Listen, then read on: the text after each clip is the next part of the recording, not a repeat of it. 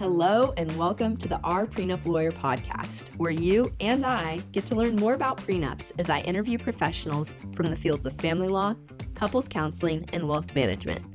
I'm your host, Libby Garabedian. Let's get started. The information provided in this podcast is prepared by Our Prenup Lawyer for informational purposes only and does not constitute legal advice. The information is not intended to create an attorney-client relationship. This is not legal advice or a substitute for obtaining legal advice from an attorney. A person listening or watching should not rely upon it in any manner without engaging professional counsel. The podcast is intended to communicate general information and, because recorded, may not be current. On this episode of the Our Prenup Lawyer podcast, I'm joined by Liz Merrill. Liz is the founder of Open Space Mediation, a Fort Collins-based practice specializing in high-conflict divorce and narcissistic relationship dynamics. She's a certified divorce and transitions coach. Known for her compassionate, trauma-informed approach to mediation, Liz draws from her own experience with a contentious divorce, which shaped her Sorry, let me start over. Had a little hiccups. Yeah. On this episode of the Our Prenup Lawyer podcast, I'm joined by Liz Merrill. Liz is the founder of Open Space Mediation, a Fort Collins-based practice specializing in high-conflict divorce and narcissistic relationship dynamics. She is a certified divorce and transitions coach, known for her compassionate, trauma-informed approach to mediation. Liz draws from her own experience with a contentious divorce, which shaped her commitment to trauma-informed, client-centered mediation.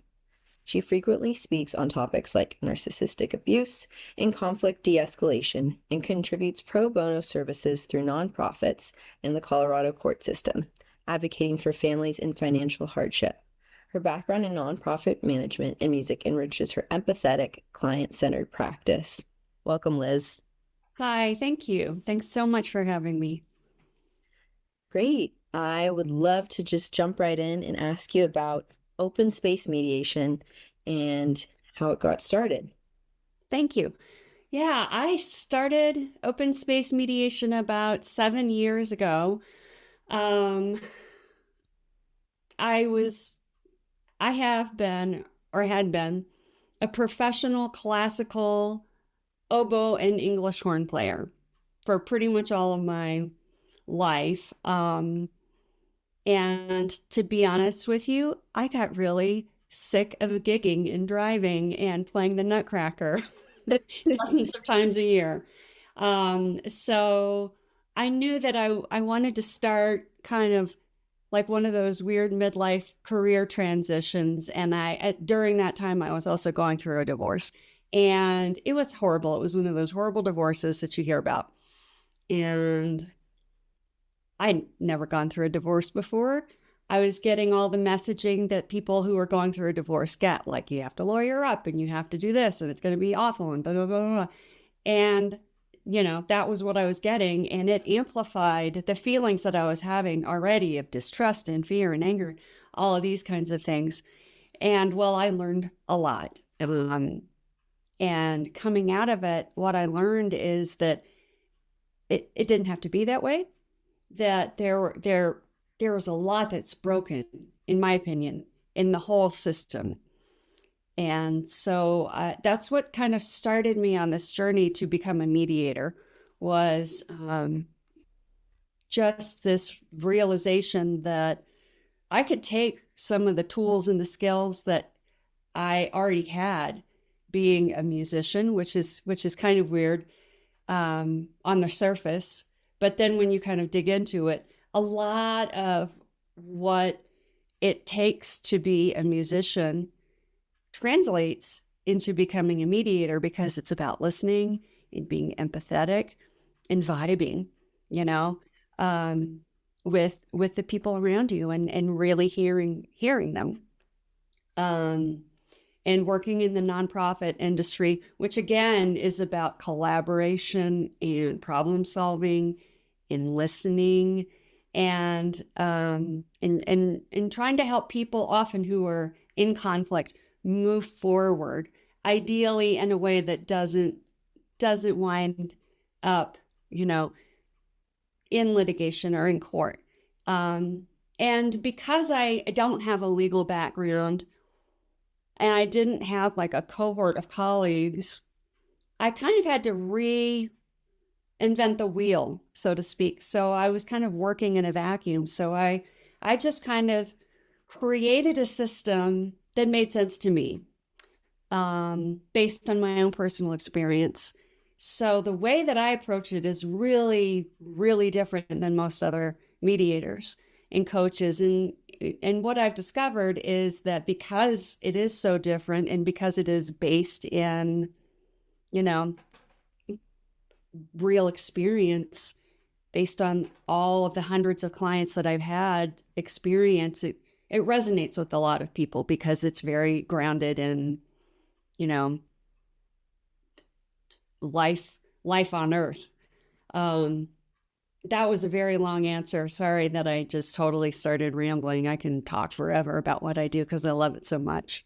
No, that's wonderful. It's wonderful to hear how passionate you are. And it's a very unique perspective that you offer, from your career change from being a professional musician to doing this mediation. And I want to ask you a little bit more about your approach to mediation because obviously it works. What is it and what does it look like in practice? So the first thing that I do that's very different than a lot of mediators is I do it on a flat fee basis. Because it's just me, I don't have like paralegals and I don't have a team of people.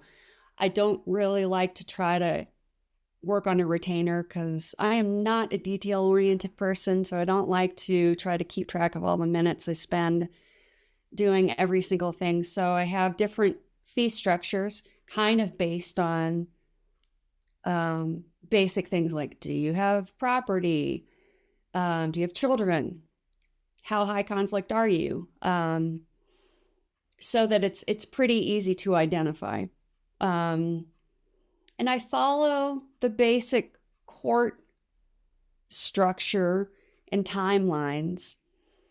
And I like to tell people I try to make divorce boring, right? Because what I know is that most people are kind of like me. They don't want to get screwed. They don't want to screw the other person. They don't want a lot of drama. They don't want a judge or a magistrate actually making their decisions for themselves, their future, their finances, their children.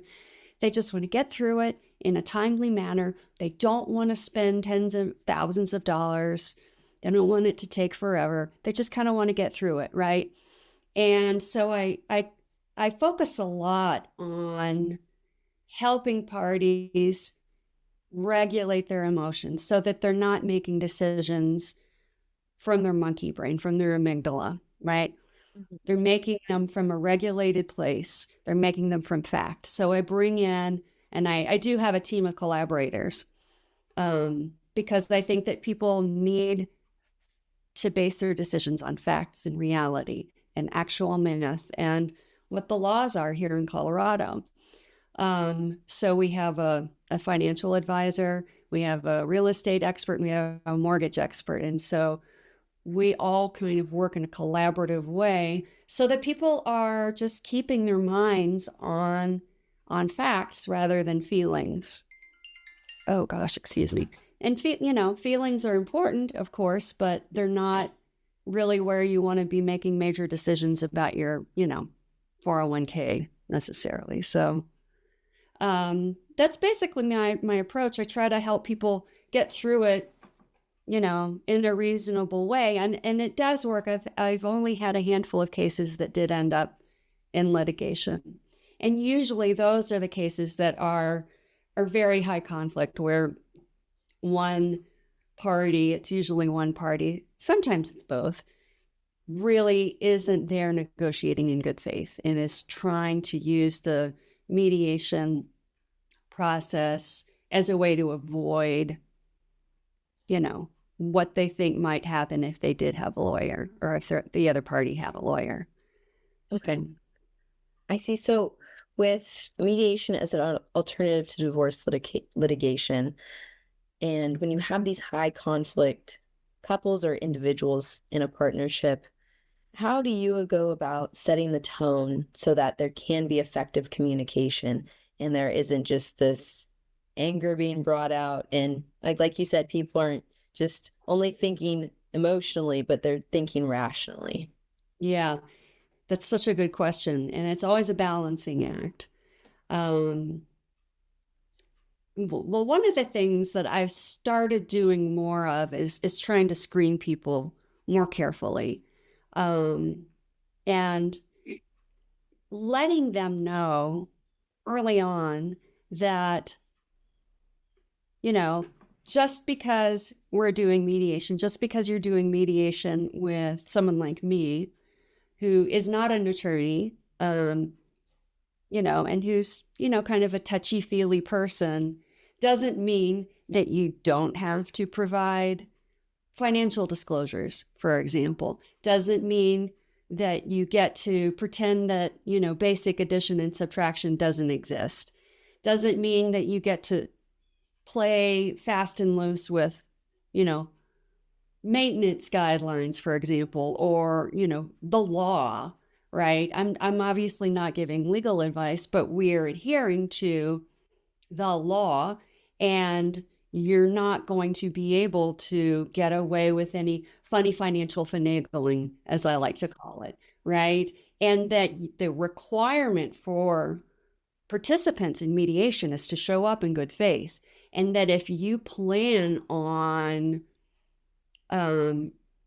refusing to disclose financial documents or to show up without good faith, or you plan on standing on principle, right, and cannot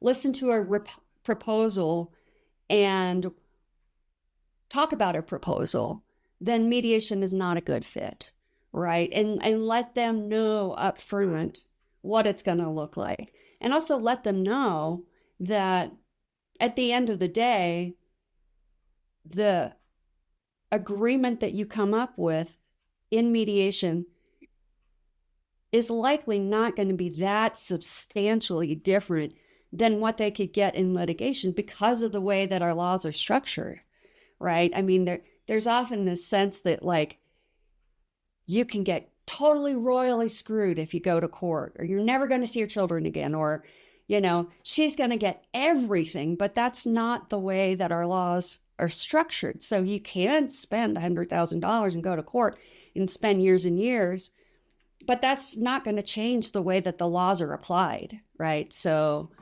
that doesn't mean that sometimes I do end up with cases that are high conflict. And then we have, I sometimes have a personal problem because obviously as a neutral person, I have to keep my mouth shut more than I often like to. You know what I mean? And that is often when it is really handy to have these other team members who are able to come in and lend their voices of authority to the conversation, so that it's not just me saying, well, that's not how mortgages work. We have a mortgage expert who can come in and reiterate those kinds of things, or a certified divorce financial expert who can come in and say, that's, you can't not disclose your business documents, right? So continuing to hammer on about what's reality often just helps people kind of rein in the kind of tactics that have worked before, behind their own closed doors, so that we can eventually get to something that's reasonable. Yeah, that makes sense. So having that collaboration with these different types of professionals you work with not only reinforces the points you're trying to drive home, but it also brings clarity to other aspects of the divorce that, might not be your expertise or that do need some reinforcement. Yeah. Yeah. And often just the threat of, like, you can litigate, but it's a crapshoot.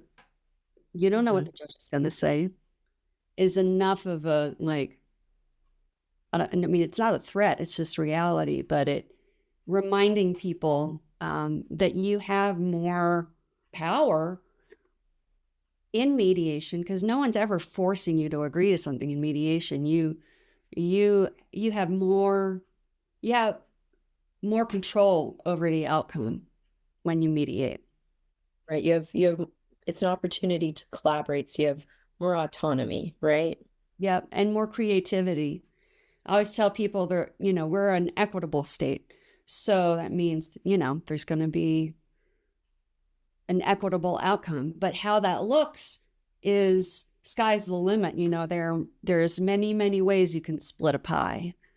And that's, and that's the trick. That's the creative piece of it. So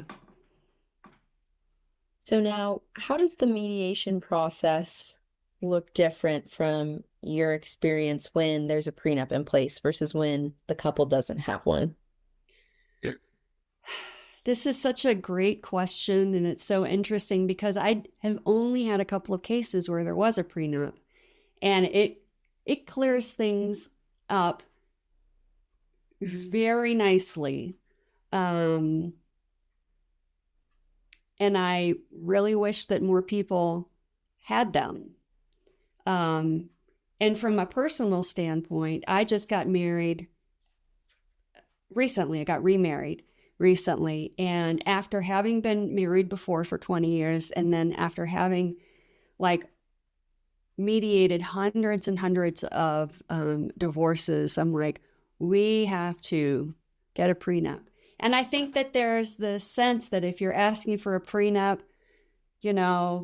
that signals that you're distrustful, or it signals that you are trying to protect something. But to me, it signals that you are trying to get clarity, and that you are willing and want to have a conversation, a smart conversation about your approach to property and finances, and develop a clear relationship with each other around that as you move forward, because it's such a huge part of a relationship and a marriage, and it can cause so much tension if you're not clear on that.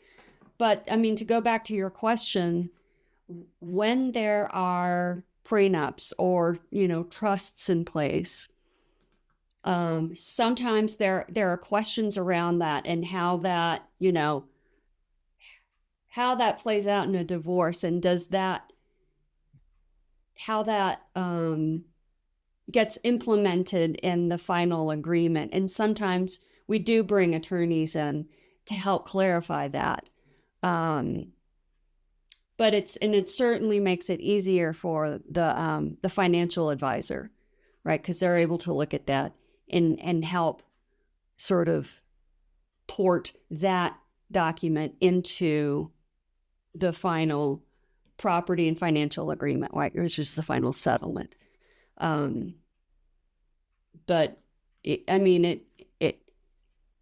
cuts out a lot of the negotiation piece for sure. Yeah. Makes it more straightforward, simplified. You have these terms that you have already agreed upon at one point when you were happy and you weren't separating. Yeah. Yeah, absolutely. Absolutely. Like we said before we started this interview, I really wish that more people who were getting married had these conversations and had access to information about what a prenup actually is, or even just understood the difference between premarital assets and marital assets, right? Because most of the time when I'm talking to people, they don't know the difference, right? Or they don't really understand the difference. And so there's a big learning curve when you go into a divorce, right? Because if you've never gotten a divorce and you don't know what to expect in all of your ideas about what a divorce is, most of the time come from TV shows and movies and Facebook groups and family members who got divorced in Florida 20 years ago, and your own personal fears and anxieties, and just like a whole bunch of gobbledygook that has come into you from all different directions, and rather than giving you a clear picture, have just like created this jumble of misinformation that only amplifies those feelings that you already have. So when people come talk to me, initially they are scared and angry and freaked out, and people are saying, you gotta go lawyer up, and be prepared for, the worst case scenario.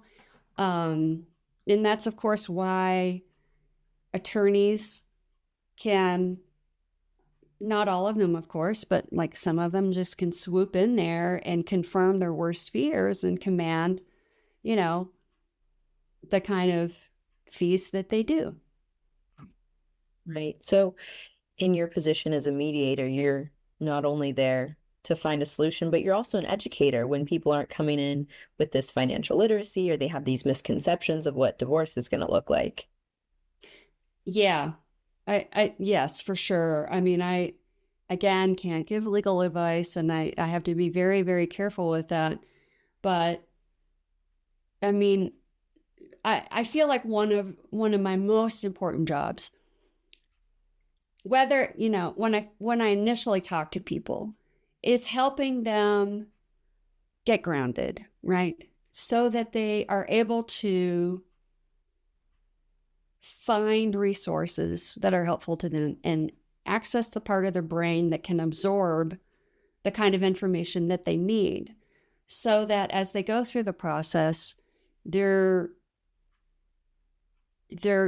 getting data, they're getting professional advice, and they're able to sort of utilize it in a way that makes sense for them so that they can make good decisions, right? Because these are decisions that are they're so important, obviously, and they're going to impact their life post divorce. It's going to impact where they live, how much money they have, their children, their future. And if they do have children, their co-parenting future and their ability to co-parent. So if their divorce is a horrible experience, it's going to color, their ability to co-parent successfully. And they're going to be doing that, good or bad, till the day they drop dead. So, it's important how you start the process, I think. Of course. Now, I want to touch upon the idea of trauma-informed mediation and coaching. Why is it so important for mediators to have an understanding of how trauma, personality traits, and personality disorders affect the way people communicate? God, it's so important. And it's something that, it's another big lesson that I learned when I was going through a divorce, because what I realized was that a lot of divorce professionals do not have either the personal background or they haven't studied psychology, right? And even if you have studied psychology, sometimes you still don't understand the abuse dynamic, right? If there's psychological or financial or verbal abuse, if it's been going on for a long time, there's a dynamic between the abuser and the, abusee that plays out, that a lot of times, even if you see it as a professional on a day-to-day basis, you're still not understanding what you're seeing, right? You don't have a very deep understanding, and it's very easy to misinterpret. And when you look at it through the lens of the law, or you see it in court, a lot of times it doesn't matter, right? If you go to court and someone's saying he's mean, he yells. Well, there are a lot of things that aren't against the law, but there's control, right? There's coercive control that over years and years and years results in someone who isn't able to defend themselves, or who isn't able to even talk, right? Because there's this abuse cycle, and this learned behavior that you can't just like snap out of just because you want to. Otherwise, there wouldn't be this kind of abuse. So I think that's a huge problem in family law, right? Is just this inability to see what's going on and to account for it, and in the way that it's dealt with, right? And in a way, just sort of a refusal to acknowledge it and to account for it. And oftentimes that allows for the abusers to continue abusing, through the court process and even after the divorce. So when I'm coaching, especially like an individual who's going through a high conflict divorce, being able to understand what they're going through and help them, for example, learn how to reply to emails, for example, learn when to reply to emails, what to reply to and what not to reply to, how to document patterns of behavior. All of these things are critical, right? So that you are not shooting yourself in the foot, for lack of a better phrase. When I have high conflict couples, learning how to recognize when something is escalating and intervene, right? And intervene in a way that doesn't make it worse, right? And so that you're not escalating the abuser, right? I like when I can have both parties in the same room, but sometimes you have to separate them. Learning when to, apply some pressure on the high conflict person and when to kind of soothe them, right? Because even though a lot of times I just want to scream at them, that doesn't help the other party. You know what I mean? So there's a balancing act, right? Of kind of coddling them, because that's what they need, or they need the ego smoothing and everything in order for them to continue participating and collaborating, right? But they also need to be pressured, so that they understand, like, they can't just bulldoze through the whole process. So it's a very a tricky balance, right? That you have to constantly be aware of and applying. And it's very personal, like what works for one high conflict couple doesn't work for another high conflict couple. So going back to what I originally said, it's something that you really have to have a very deep understanding of, and unfortunately, it helps if you've experienced that, because a lot of it comes down to like empathy. Do you know what I mean? And really, really, truly knowing that and feeling what these people are feeling, which is not something that you can teach or learn. Having said that, there's value to teaching and learning, and I wish that more divorce professionals had to learn that, had to study it, had to take continuing legal education courses in this, because it's so prevalent. It's so much more prevalent than anybody realizes. And sorry, you asked me a question and I could just talk for hours on it. I could be a great filibuster. No, that's great. It's really, I like the point you made about empathy specifically in your own experience, because each divorce is individual. Obviously, no one knows what anyone's going through, but having that, what you have, your own experiences, can help inform how you approach things, because obviously I'm sure you see similarities, or you say, oh, I've gone through that too. And I think that's a great perspective that you bring to it. It helps you connect with people, right? And it's, whenever I tell people about my job, they're like, I don't even know how you can do that. And it is emotionally draining. Mm-hmm. And it is hard because, most days I talk to people who do not want to be talking to me. I talk to people who are crying every single day. They're at the lowest point they've ever been, and it's a lot.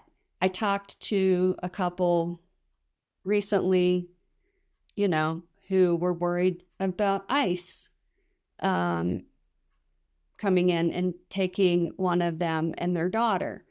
And, like super, super heavy, relevant topics that I don't have, I don't have any experience with that.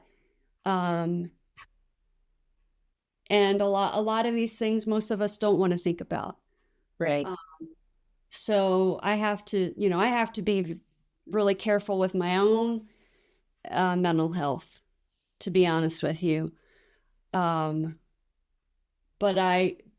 because when I see somebody crying, it triggers like this feeling in me, and it's hard to be hardened to that, and I don't want to be hardened to it. But it is, it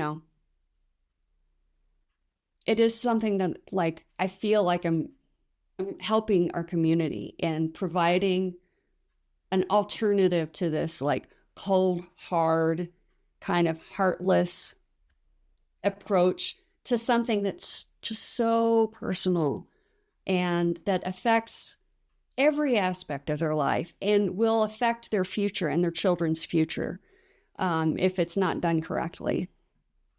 Exactly. It's such a delicate situation, and for some people it is the worst period of their life, going through a divorce.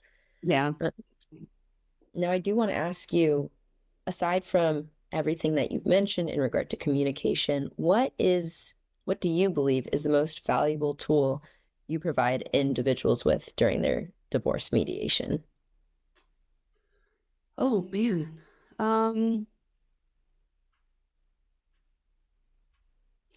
I think really it's just the opportunity to be in control of the outcome. I mean, I picked the name of this company for a reason, Mm-hmm. because I provide them an open space, right? Where they can come, and it's private and it's confidential and it's, as safe as I can make it, so that they can be free to talk about the things that are really, really important to them and know that it's not going into a court record. They can, be vulnerable with each other if they want to. They can apologize if they want to. They can say the things they need to say, and then they can get into examining and getting curious about the nitty-gritty, and the day-to-day of what they want their lives to look like in the future, and examine different scenarios, right? And have the safety to think about what that could look like, so that they can start building the stepping stones to get there, without, like the pressure of, anyone else. And, they need the materials to build those stepping stones, right? So they need the data, they need the documentation, they need the professional opinions from other professionals. They need to know if they want to buy a house. They need to know, can they afford a mortgage? What do they need? How do they apply that information to the equitable division of their assets, right? How much liquidity do they need to put down X for this this kind of mortgage? And I think that's probably the most valuable thing I provide them, is the opportunity to hopefully get as close to where they want to be as they can, within the confines of what's real and realistic. That's great. I love how the name of your business reflects your mission. And I want to thank you so much for being on today's episode. It was wonderful talking to you. Thank you. It was really nice talking to you too. Thank you.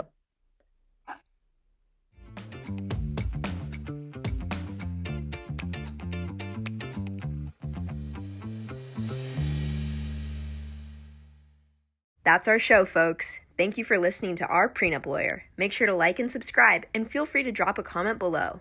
Follow us on Instagram at Our Prenup Lawyer, and listen to us on Spotify, iHeart, Apple Podcasts, Audible, and watch us on YouTube. See you guys next time.